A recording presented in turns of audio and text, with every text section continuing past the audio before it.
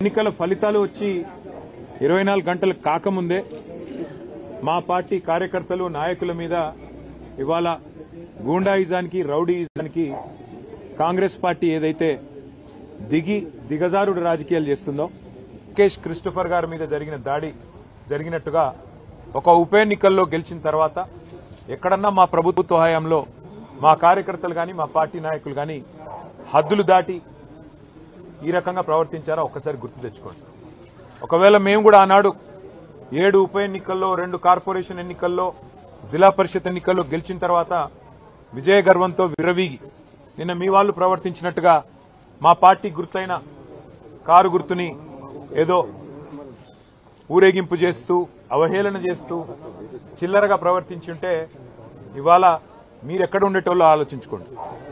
సోదరుడు రాకేష్ క్రిస్టోఫర్ గారి మీద ఒక క్రిస్టియన్ మైనారిటీ కమ్యూనిటీకి సంబంధించిన సోదరుడు ఆయన మీద రెహమత్ నగర్ లో జరిగిన ఈ దాడిని నేను పూర్తిగా ఖండించడమే కాదు ఆయనకి జరిగిన ఈ దాడికి బాధ్యత కూడా ఖచ్చితంగా కాంగ్రెస్ పార్టీయే వహించాల్సి ఉంటుంది. ఎన్నికల్లో కొన్ని ఎన్నికలు గెలుస్తాం, కొన్ని ఎన్నికలు ఓడిపోతాం. ఎన్నికలు జరిగినంత కాలం ఎవరి పార్టీకి వాళ్ళు ప్రచారం చేసుకుంటాం. కానీ ఎన్నికలు అయిపోయిన తర్వాత కూడా ఈ రకంగా కక్షపూరితంగా వ్యవహారం చేస్తాం, ఈ రకంగా రాజకీయం చేస్తాం, రౌడీజం చేస్తామంటే తెలంగాణ ప్రజలు అన్ని చూస్తున్నారు. తగిన సందర్భంలో తగిన విధంగా బుద్ధి చెప్తారు.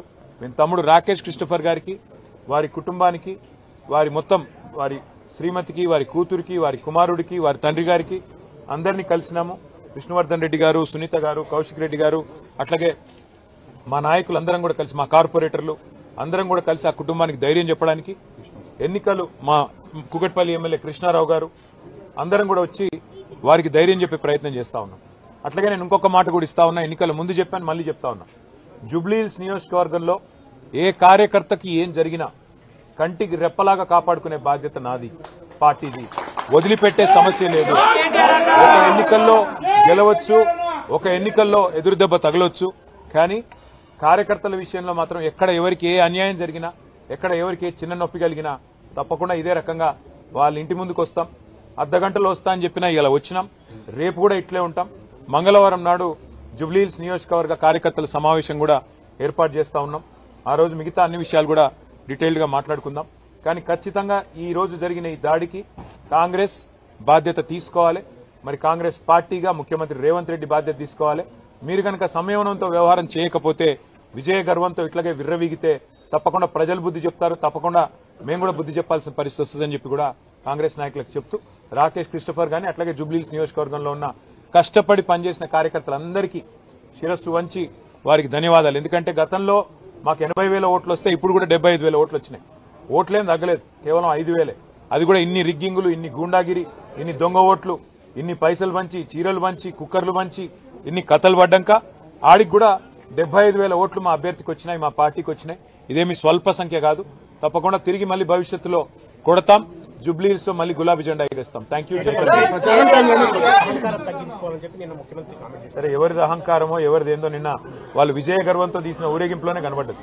మేము ఎన్నో ఎన్నికలు గెలిచాం గతంలో. ఎప్పుడన్నా ఇంత అహంకారపూరితంగా ఒక పార్టీ గుర్తును అట్లా బజార్లో ఈడుస్తూ క్రేన్లు పట్టుకొని అంత చిల్లరగా ఎప్పుడన్నా ప్రవర్తించామా? గతంలో అట్లాంటి ఎన్నికల్లో కాంగ్రెస్ పార్టీకి డిపాజిట్లు కూడా రాలేదు. అట్లని చెప్పేసి కాంగ్రెస్ పార్టీ గుర్తునేమన్నా గాడిదనెక్కి ఊరేగింపులు చేశామా? అహంకారం ఎవరిదో, ఆత్మవిశ్వాసం ఎవరిదో, భవిష్యత్ ఎవరిదో తప్పకుండా తెలంగాణ ప్రజలు నిర్ణయిస్తారు.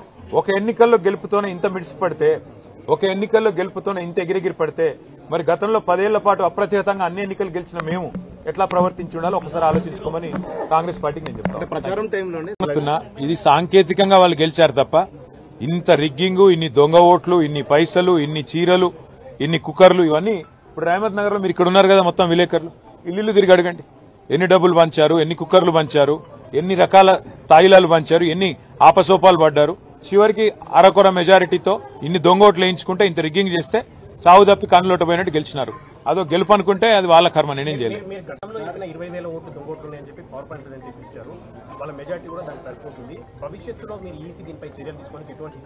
ఎలక్షన్ కమిషన్ కాదు, తెలంగాణ ప్రజలే ఆలోచించాలి. ఎన్ని రకాల ప్రలోభాలు, ఎన్ని రకాల కుట్రలు, ఎన్ని రకాల కుతంత్రాలు, ఇవన్నీ ప్రజలు కూడా చూస్తున్నారు. మొత్తం ఎలక్షన్ రోజు ఏం జరిగిందో ప్రజలు చూశారు. కాబట్టి భవిష్యత్తులో మిగతా అన్ని విషయాలు మాట్లాడుకుందాం. ఇవాళ మాత్రం కేవలం మా సోదరుడు రాకేష్ క్రిస్టోఫర్ గారికి, వారి కుటుంబానికి, జూబ్లీహిల్స్ నియోజకవర్గంలో ఉన్న ప్రతి కార్యకర్తకు ధైర్యం చెప్పడానికి నేను ఇక్కడికి వచ్చినాను. తప్పకుండా భవిష్యత్తులో కూడా ఇదే స్థాయిలో, ఇదే పద్ధతిలో ఎక్కడ ఎవరికి చిన్న ఇబ్బంది కలిగినా వారి దగ్గరికి వస్తాము, వారికి అండగా నిలబడతాము.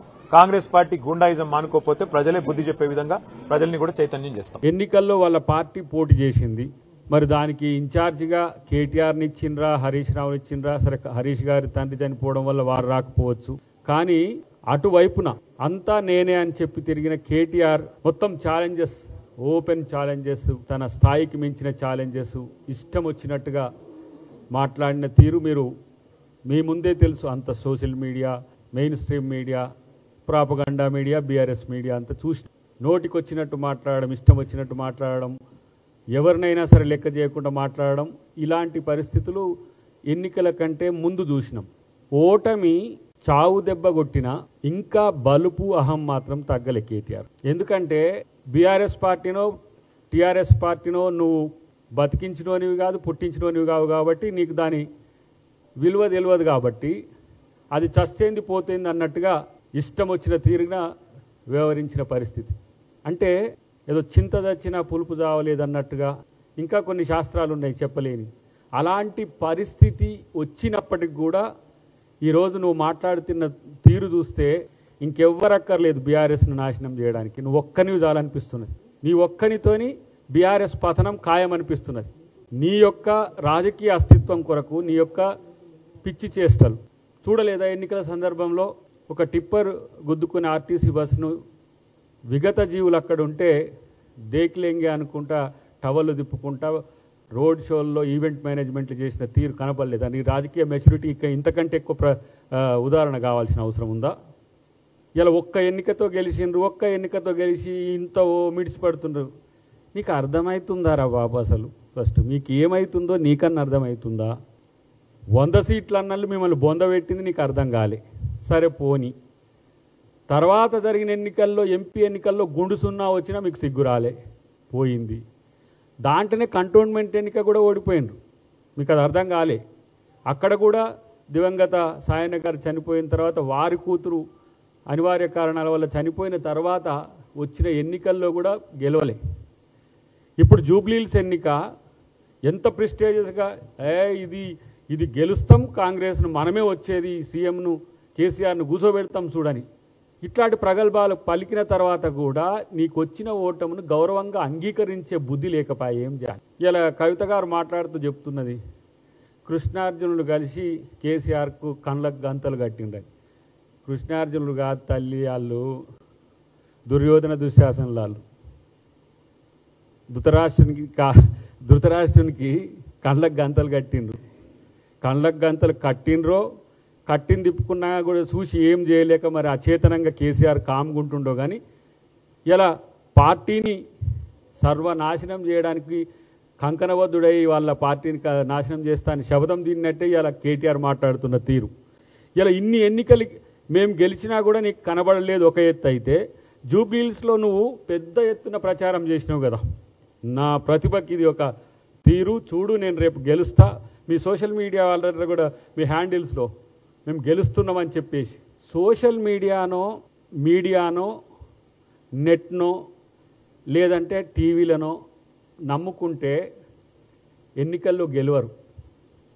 ఒక ఒపీనియన్ క్రియేట్ చేయడానికి చేసిన ప్రయత్నం, సర్వేలనన్నింటినీ కొంటివి. సర్వే చేసాడు కేకే గాడు ఉన్నాడు, పోరగాడు ఈ మధ్య అటు ఇటు చేరుతూ వాని బొంద పెడితే. అట్లాంటి ఒక పనికిమాలిన సర్వేలు చేసి, సర్వేలన్నీ మీ వైపు, ఎగ్జిట్ పోల్స్ మా వైపు, పూర్తిగా ప్రజలు మా వైపు వచ్చిండ్రు. ఇంకా రాలేదు. కనీస ఇంగితం ఉండాలి కదా. ఒక ఎన్నికల్లో పోటీ చేసిన అభ్యర్థి ఓడిపోతే మీరు ప్రెస్ మీట్ పెట్టేటప్పుడు ఒక మహిళ అంతసేపు రోజువారీగా మా గోపన్న భార్య అంటివి. ప్రెస్ మీట్లో కనీసం ఒక మహిళను కూర్చోబెట్టుకొని చెప్పలేని దుస్థితి మీది. ఆమె క్యాండిడేట్ కాదు, మొత్తం నువ్వే క్యాండిడేట్ అయినట్టు తిరిగినావు. మొత్తం ఓటమి వచ్చేవరకు ఏంది బోటాబోటీ, 25,000 నీకు బోటాబోటీ అనిపిస్తే నీకంటే పిచ్చోడు ఈ లోకంలో ఇంకోవడం ఉన్నాడా?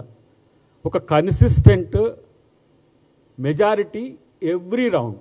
ఒక ఫస్ట్ రౌండ్లో 47 ఉన్నట్టుంది, లాస్ట్ రౌండ్లో 2400 సంథింగ్ ఉన్నట్టు. ప్రతి రౌండ్లో 3,000 పైచిలుకు ప్రతి రౌండ్లో. ఇది Congress party comprehensive election strategy చేసింది అనేది మీకు తెలియదు. క్యాడర్లెస్ బూత్, లీడర్లెస్ డివిజన్. నువ్వు తప్పితే, నీ రోడ్ షోలు తప్పితే ఇంకెవరన్నా ఉండరా? ఫస్ట్ మీరు ఆత్మపరిశీలన చేసుకోరు. కనీసం ఆ సోయి కూడా లేదు మీకు. ఓడిపోయినాం, పోతేంది, మళ్ళా మొదలు పెడదాం, ఇష్టం వచ్చినట్టుగా మాట్లాడదాం. నీ బుద్ధి మార్చుకోకపోతే నీకు బుద్ధి చెప్పే రోజులు ఉంటాయి, గుర్తుపెట్టుకో. అనాలంటే కూడా ఒక రకంగా ఏదో అడ్డం వచ్చి మిమ్మల్ని తిట్టాలంటే కూడా ఒక సమస్య అవుతుంది. ఎందుకంటే ఓడిపోయి మీరు బాధల్లో ఉన్నా కూడా మీకు ఇలాంటి ఒక అహంభావపూరిత ఇవాళ మాటలు వస్తున్నాయంటే ఇంకా మీకు రాజకీయంగా మిమ్మల్ని పతనం చేసి, పతనం అయినాక కూడా ఇంకా మీరు ఆగట్లేరంటే ఇక మరి మీరు ఏంటి, కాలకేయులా లేకపోతే ఉంటాడుగా చంద్రముఖిలా, ఎట్లా నాకు అర్థం కావట్లే. ఆ అహాన్ని, ఆ బలుపును తగ్గించేది ప్రజలు, గుర్తుపెట్టుకో. ఇలా రేవంత్ రెడ్డి గారు గెలుపును ఒక విజయ గర్వం లెక్క చూస్తలే, ప్రజలిచ్చిన ఆశీర్వాదం లెక్క చూస్తున్నాడు. 119 సీట్లకు ఎన్నికలు జరిగిన రోజే ఎట్లా పనిచేసిండో మేము దగ్గర నుండి చూసినాం. ఒక్క ఎన్నిక కూడా అట్నే చేసిండు. రేపు ఏ ఎన్నిక వచ్చినా, అది జిహెచ్ఎంసీ అయినా ఇంకే ఎన్నిక వచ్చినా, ఒక ముఖ్యమంత్రి ఒక సామాన్య కార్యకర్తగా ఈరోజు గెలిపించిన తీరు వేనోళ్ళ ఈరోజు తెలంగాణ ప్రజలు కాదు, తెలుగు ప్రజలందరూ కూడా కీర్తిస్తున్నారు.